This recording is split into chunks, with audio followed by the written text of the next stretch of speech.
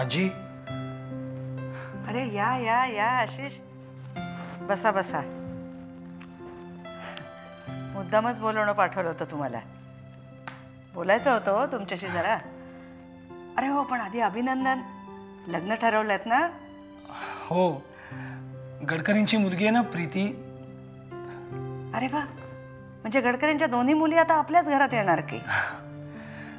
नाही आजी, पण आमच्या घरी ते फारसं पसंत नाहीये. पण आम्ही जे ऐकतोय ते वेगळंच आहे. तुम्ही म्हणजे गडकऱ्यांचे घर जावई होणार आहात? हो, आमच्या घरची सध्याची कंडिशन पाहून मी हा निर्णय घेतला. का गडकऱ्यांनी तशी अट घातली? आजी, अगं बहुतेक तुला माहिती नाहीये सध्या आमच्या घरी काय चाललंय ते. बाबा विचित्रच वागतायत ग. त्यामुळे गौरी सुद्धा घर सोडून हॉस्टेलमध्ये राहायला गेली. अगं एवढंच नाही, आई सुद्धा कंटाळली त्यांच्या या वागण्याला. खूप बोललात आशिष. आता आम्ही काय बोलतोय ते ऐका. विनायकरावांच्या बद्दल बोलताय, पण तुमचे गडकरी तरी काय मोठे सरळ आणि सचोटीने व्यवहार करतात. तुम्ही नोकरी करता त्यांच्याकडे. आम्ही काय बोलतोय ते सगळं कळत असेलच तुम्हाला. पण मुद्दा तो नाहीये. मुद्दा आहे तुम्ही घरजावाई होणार याचा. मध्ये बोलतोय आजी, आय एम सॉरी, पण लग्नानंतर मी गडकऱ्यांकडे राहायला जाणं यात काय बिघडलं? लग्नानंतर प्रीती आमच्याकडे आलीच असती ना राहायला. आशिष, प्रीती तुमच्या घरात येणार, ती रणदिवे आडनाव लावून येणार. तुम्ही त्यांच्या घरी राहायला जाणार, ते काय गडकरी म्हणून? बोला. आजी, आता माझा आणि त्या घराचा काहीही संबंध राहिलेला नाहीये. असं? मग आम्ही काय बोलतोय तेही जरा नीट ऐका. तुम्ही गडकऱ्यांच्या घरी घरजावाई म्हणून जाणं म्हणजे तुमचा स्वाभिमान विकणं असं आम्हाला वाटतं. हे आम्हाला मान्य नाही. पण आशिष, अहो ज्या घराचा संबंधच नाही असं तुम्ही म्हणताय, त्या घरानेच वाढवलंय की हो तुम्हाला. लहान होतात, आजारी आजारी असायचात, त्यावेळी गायत्रीने तुम्हाला तळहाताच्या फोडासारखं जपलंय. आमच्या डोळ्यांनी प्रत्यक्ष पाहिलंय आम्ही ते. आशिष, जे प्रत्यक्ष आपल्या आईवडिलांचा आदर करू शकत नाहीत, त्यांचा आदर आम्हीही करू शकत नाही. त्या घराशी जर तुमचा संबंध संपलाच असेल तर या घराशीही तुमचा संबंध संपला असंच समजा.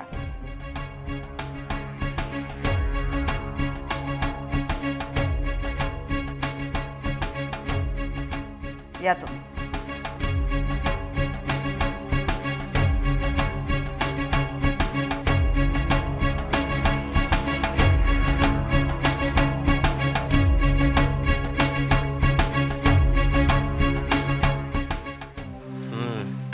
हळू लक्ष्मी.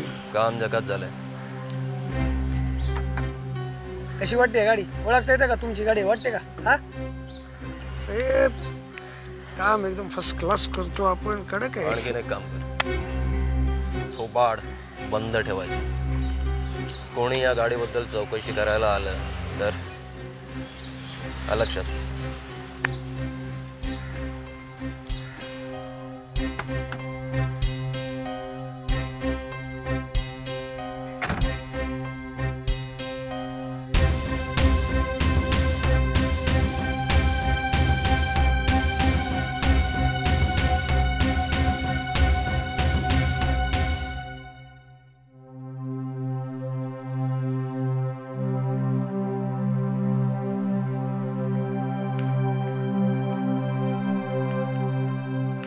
घ्या, तुम्ही इथे आहात आणि मी घरभर शोधते तुम्हाला. काय झालंय? काय झालं काय? मानशी पण कमाल आहे. आता बघा, पद्माकर भाऊजींनी परस्पर त्या विदुलासाठी पैसे काढले. असं जर परस्पर आपण काही केलं असतं तर माने अख्खं घर डोक्यावर घेतलं असतं. हे बघ, तू शांत राहा. मा आधीच संतापलेले आहेत तिकडे. घ्या घ्या, भावाची बाजू घ्या, घरच्यांची बाजू घ्या. इतर सगळ्यांवर विश्वास ठेवा, फक्त बायकोवर विश्वास ठेवू नका. बस. झालं, विषय टाळू नका. पण हे बघा, या सगळ्याचं जर राकेश आणि ज्योतीच्या लग्नावर परिणाम झाला ना, तर मात्र मी गप्प बसणार नाही. आधीच ते गडकरींचं देखील टेन्शन आहे मला. त्यांच्या कंपनीत आपण इतके पैसे गुंतवलेत, आता ते बुडाले तर आपण काय करणार आहोत? चारी बाजूनी नुसतं टेन्शन आहे. एक मिनिट. हे बघ, गडकरी काही शांत राहणार नाही. ते काहीतरी मार्ग काढतीलच ना. आणि राहिला प्रश्न दादाचा, मा काय तो शोध घेतीलच ना त्याचा. तू जरा शांत राह ग बाई.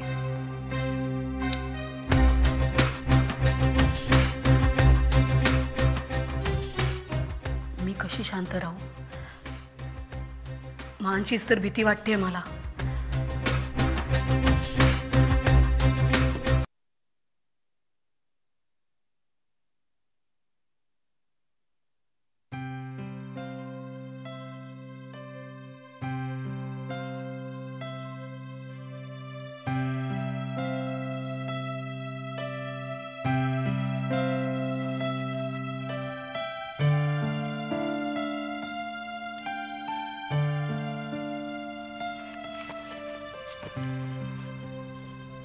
बोल.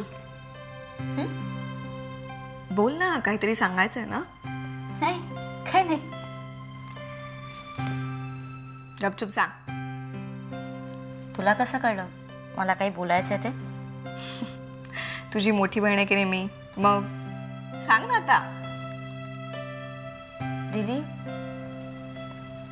काल मी ज्या परिस्थितीत अडकले होते ना, म्हणजे काल ज्या पद्धतीने मला कामगारांनी घेरलं होतं ना, मला खूप भीती वाटली,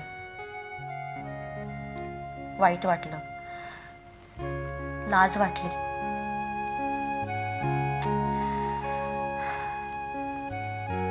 मग मी विचार केला ना तर. प्रीती, सोड ना.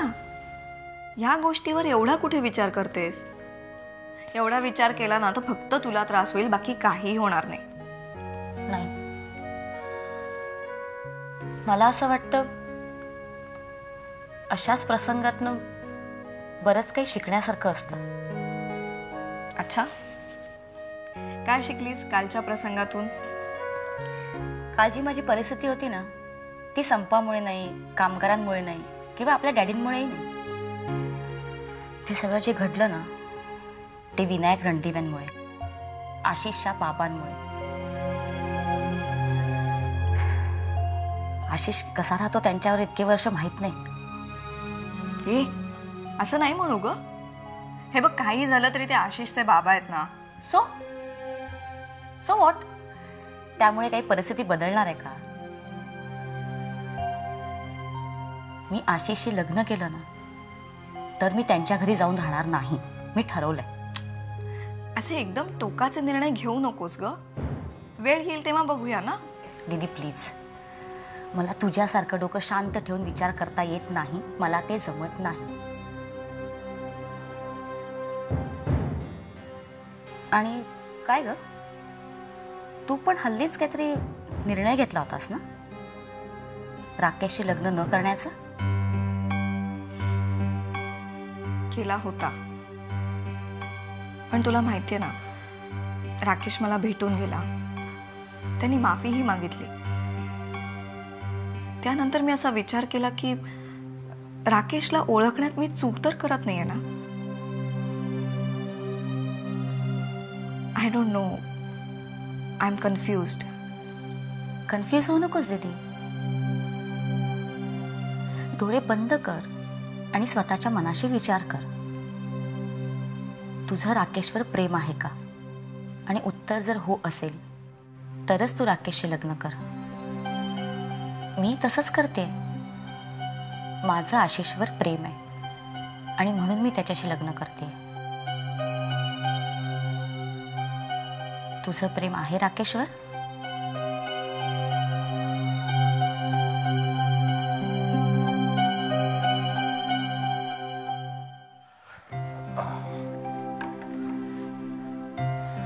शालिनी, आज तुम्हाला बाहेर जायचं असेल, शॉपिंग करायचं असेल तर आम्हाला सांगा.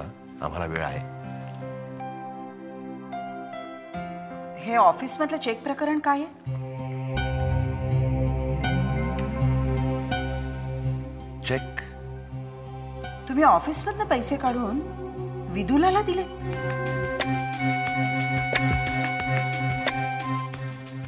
तुम्हाला कोणी सांगितलं? कुणी का सांगे ना, मी सांगते ते खरं की खोटं आहे तेवढं सांगा. साफ खोट आहे. आणि आम्हाला विदुलाला पैसे द्यायचे असते तर आम्ही ऑफिसमधून कशाला काढले असते?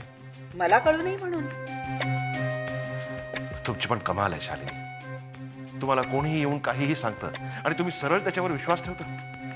ऑफिसमध्ये चेकचा काहीतरी घोटाळा झालाय, हे तर खरं आहे ना? हे खरं आहे, पण आमचा त्याच्याशी काहीही संबंध नाहीये. अरे वा, चेक तुमच्या नावाने तुमची सही असलेला निघतो, तुमच्या अकाउंटमधनं पैसे काढले जातात आणि तुम्ही म्हणताय की तुमचा याच्याशी काहीच संबंध नाही आणि मी याच्यावर विश्वास ठेवू? शालिनी, हे पहा, विदुलावर एवढंच जर प्रेम उतू जात असेल ना, तिला घरी बोलवा ना, मी जाते.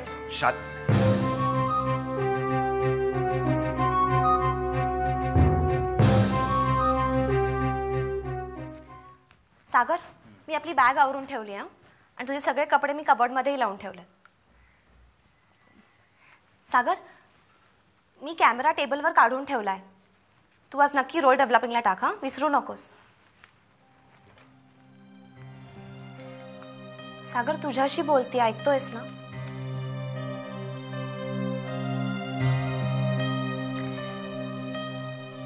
काय झालंय सागर? चिडलायस तू?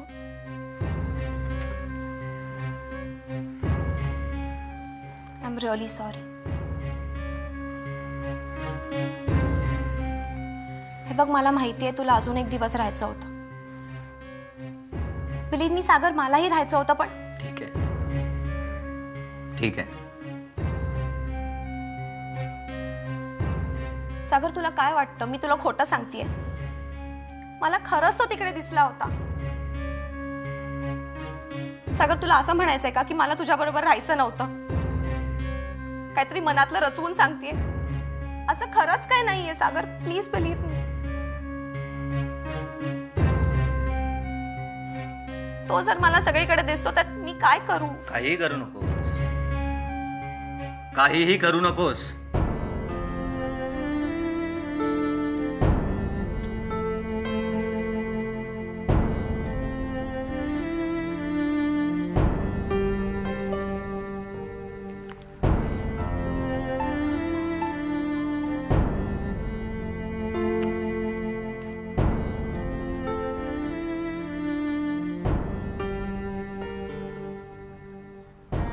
I'm sorry.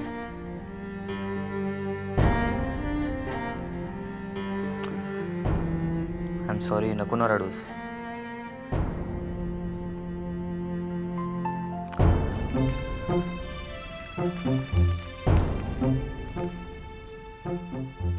Mukta, said I'm sorry. सागर,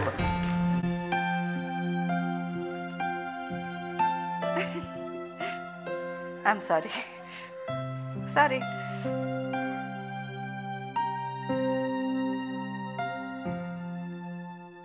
सागर, आमच्या आयुष्यात पहिल्यांदाच आम्ही पाहतोय तुम्ही कुणाची तरी समजूत काढता येते. पण चांगलं आहे, नवऱ्याने बायकोची मधून मधून समजूत काढायलाच पाहिजे. बरं, ट्रिप कशी झाली? छान, व्यवस्थित. आज ऑफिसात येणार आहात? हो, मी आता निघालोच आहे. बरं, ठीक आहे. मग तिथे आलात की जरा आम्हाला भेटा. आमचं महत्वाचं काम आहे तुमच्याकडे. ओके.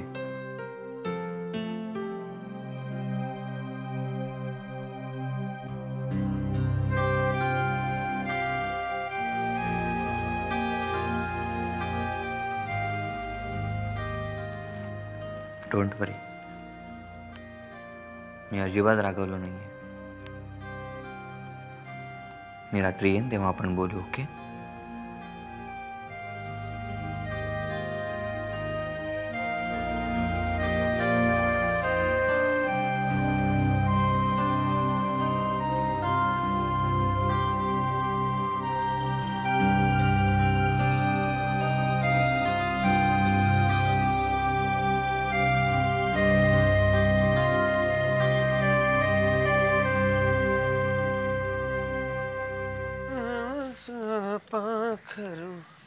हाँ, हेलो. राजू, राकेश बोलतोय. हा बोला. विजयबद्दल काही कळलं? नाही हो, झालं समधीकडे शोधलं, पुन्हा काय बी माहित नाही त्याच्याबद्दल. पत्ता विचारला कोणाला, पत्ता बी माहित नाही ना त्याचा. सांग आता काय करणार? राजू, काहीतरी केलंच पाहिजे. विजयचं अचानक गायब होणं ही साधी सुधी गोष्ट नाहीये. नक्की काहीतरी गडबड आहे. मी काय म्हणतो राकेश बाबा, या इजयराव आणि स्वतःहूनच कुठेतरी कल्टी मारली नसेल ना? नाही, मला तर वेगळाच संशय येतोय. आपण विजयला भेटू नये म्हणून त्याला कोणीतरी गायब केलंय. असल असल, असं बी असल. हो, का नाही असू शकणार? मला तर वाटतंय सागरने त्याला गायब केलं असेल. नाही नाही नाही नाही, पण सागरराव असं कशाला करतील? का नाही करणार? स्वतःचा जीव वाचवण्यासाठी कोणी काही करू शकतं. तू एक काम कर, विजयचा तपास चालूच ठेव आणि तुला काही कळलं तर लगेच मला कळवायचं. कळलं? हा हा, लगेच.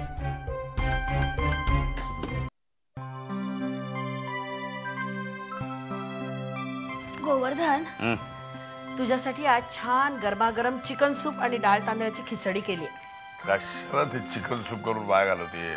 त्यापेक्षा मस्त कांदा आणि टमाटा असा परतून घ्यायचा, मस्त त्याला वाटण लावायचं, झणझणीत आलं आणि लसूण याची गोळी लावायची. असं चक्क. गोवर्धन, तुला किती जरी वाटलं ना की तू पेशंट नाहीयेस, तरी डॉक्टरांनी तुला अजून तसं सर्टिफिकेट दिलेलं नाही आहे. त्यामुळे तोपर्यंत पौष्टिक पण साधं असं खाणं आणि वेळेवर औषधं घेणं, एवढे नियम तुला पाळायलाच हवेत. बाई, तुझे नियम एवढे कडक नसते ना, आजपर्यंत मी एव्हा ऑफिसला जायला निघालो असतो. तुम्ही दोघी ना, तू आणि ती धाकटी चिमुरडी, सासवा.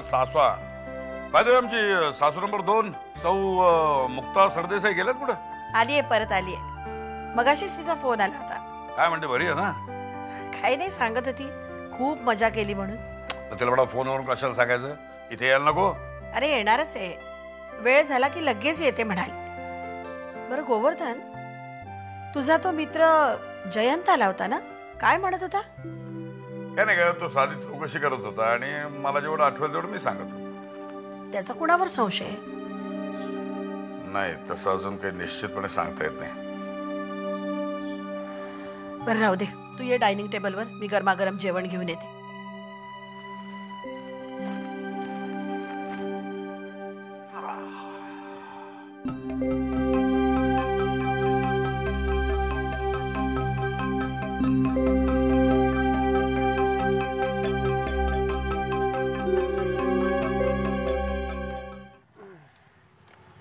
अरे तुझ्या आहे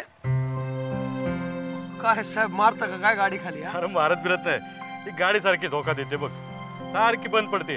काय सांगते? जरा बघ की काय कार्बोरेटर मध्ये कचरा असेल बघू. ये चालू करून बघतोय, जर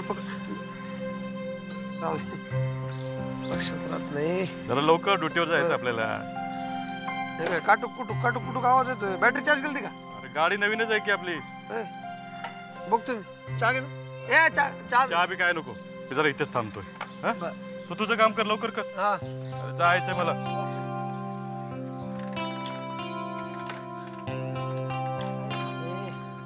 ए हा, अरे चहा सांग.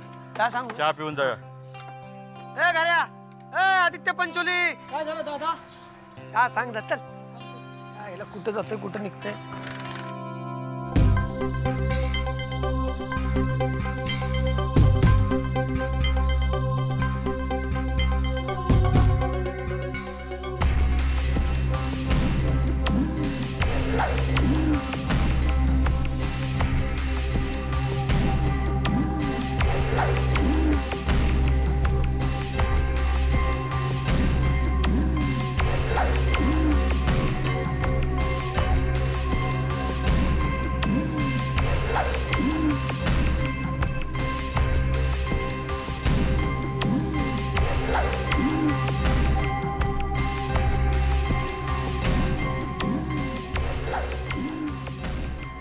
झाली पाहिजे बाबा, इज्जत कसं वाले. काय रे, कचरा अडकलाय का? हा, कचरा अडकलाय. करतो साहेब. आणि काय हो, इथे गाड्या बिड्या पण पेंटिंग होतात का? अरे एकदम चकाचक साहेब, अशी गाडी चकाचक पेंट करतो ना, नवी कुठली जुनी कुठली कळणार नाही. मग या नंबर प्लेटची गाडी कुठे आहे?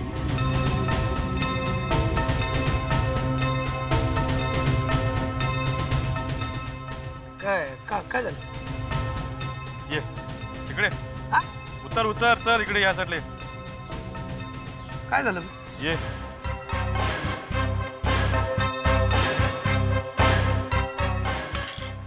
काय फेकता काय? या डबल बेडची गाडी कुठे आहे? काय झालं काय? ओ मारताय काय? गाडी कुठे बी जाईल? तुम्ही कोण विचारणार? मी कोण? तुझा बाप. ओ काय? इन्स्पेक्टर राणे.